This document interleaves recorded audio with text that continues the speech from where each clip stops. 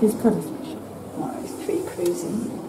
So tonight's special guest is Chippie, and he's a diabetic cat. Now he came in because he was drinking a lot and losing some weight, so we did a few simple little tests, urine and blood, and he came up a diabetic. Now it may sound scary, but with some work with your vet closely, you can actually keep them pretty controlled with injections of insulin and a regular diabetic diet. And so he is now 19, and he's been a diabetic for how long? 2 years. 2 years, pretty much exactly to the day, tomorrow. So he's doing really well. So I send them home with some paperwork, and on the sheet basically it just tells the owner or reminds the owner what they're doing, and at the bottom I just have some important notes like if the cat wasn't eating or anything and was actually hypoglycemic. I've got the signs right there in front of the owner and telling her what she has to do. He's actually on glargine, which is the human glargine, and the beauty with that with cats is because cats are usually snackers and they eat all different times of the day, then the glargine keeps their insulin quite stable, which is really handy, and they can do it right. And interestingly enough, 2/3 of diabetic cats can actually go into remission on treatment. So that's why you have to be closely monitoring them in case they are one of those that will go into remission. And so it's not really as hard as people think, although there is a big commitment by the owner. But certainly much loved animals can live a decent long life on treatment. So sometimes your cat might need twice a day or even once a day insulin. Chippie did go off insulin. He went into remission for 3 months. 3 months. Yeah. So he actually didn't need insulin at all. But then he started drinking a little bit more again, so we started him on. So he only gets, how much does he get? It's one unit. 1 unit, morning and night. Yeah. And most average cats would be on 2 or 3, or I think I've got another cat that's actually on 3 or even 4 units twice a day. So he's not on much, and he's just ticking along. And again, she comes in every now and again for blood tests at the clinic, and we just write down what his levels are. And ideally you want them sort of under 18, somewhere between 5 and 18 I feel. And he's been pretty regular there. He was sick a little while ago with vomiting and diarrhoea, so his glucose went out of control. Very good. You're keeping track of your records too. That's so nice. So we're going to just give him his wee injection just to show you how simple it is. And it's just going under the skin in the back of his neck, and he quite knows. He quite knows what it all means, and then he's looking forward to his snack afterwards. So we're just popping a really small needle through the skin. He hasn't even felt that, and that's it. Now you play with his neck and he gets the skin. Yep. And now he's looking for his food. Come here.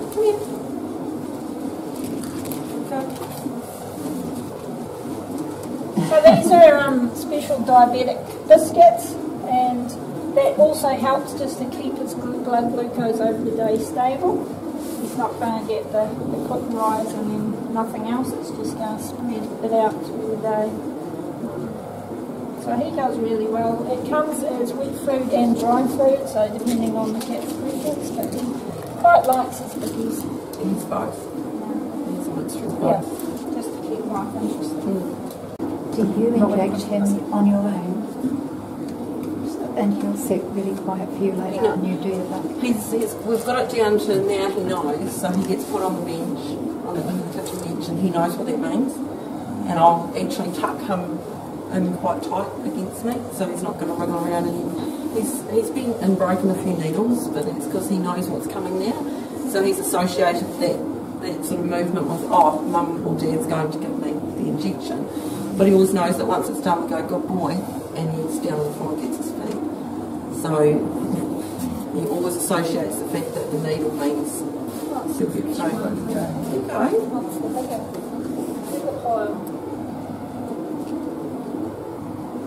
So I just think Rose is amazing. The whole family is with how they are dedicated to looking after a diabetic, and you can see, you know, he's going for 2 years. That's pretty amazing. But, he's a lovely cat. He is. He's beautiful.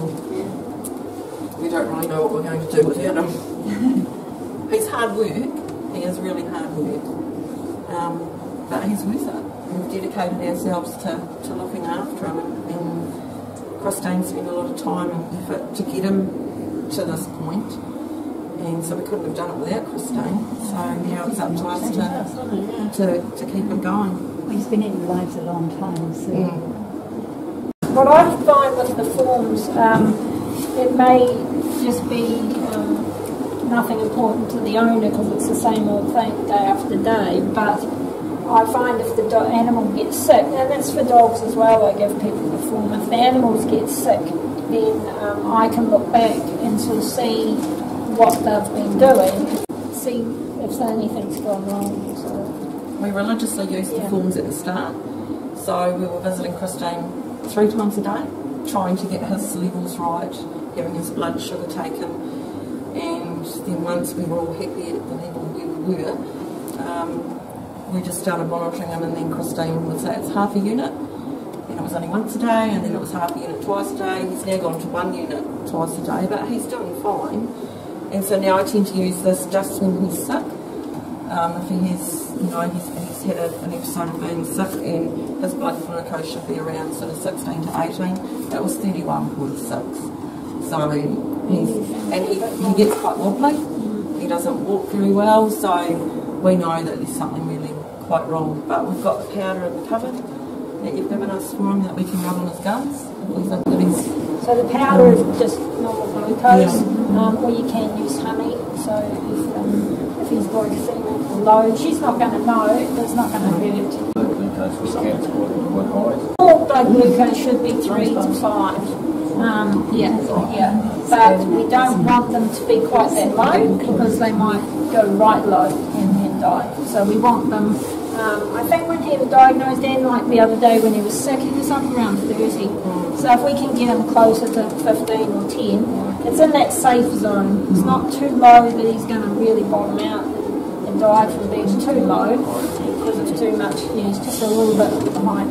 But the main thing is that he's not drinking as much as he would. You know, the whole idea with diabetics is to get their clinical signs back to normal. So that's the drinking excessive. He used to drink out of a glass on the thing. No, we've got a big plastic bowl of water that was in our bathroom, and he would go upstairs and he'd disappear, and then through the course of the day and through the evening he'd be forever up and down those stairs, and it was incredible. But we've actually brought the bowl down so it's beside his feeding bowl, and so we keep an eye on what he does, and he still drinks a fair bit, probably more than a normal cat would, but as long as he's eating and he's acting the way he should be, we're quite happy with him. And so if he gets sick, he gets really quite unsteady on his feet, which could be old age as well. The other thing we monitor on the sheets is his weight, so his body weight. If it's staying stable, then we know we're pretty good. If he's not under control, he might keep losing weight, or that might go up and down. So again, it's all monitored. You can do both. Ideally, the blood is sort of easier, but it's almost as hard as getting the urine out of it. Apparently, you can sort of treat more stroppy diabetic by just checking its urine, if you can get hold of its urine, and then just adjust the glargine from that. When he comes to the clinic, we usually clip up his neck and just take a wee drop out of his jugular because it's bigger and easier to get. We could take it out of his arm, or they'll prick his pad. There are ways if the owner's really keen, they can even prick, do a wee prick on the area and get blood and put that on a glucose meter as well. So thank you, Chippie, for coming along tonight.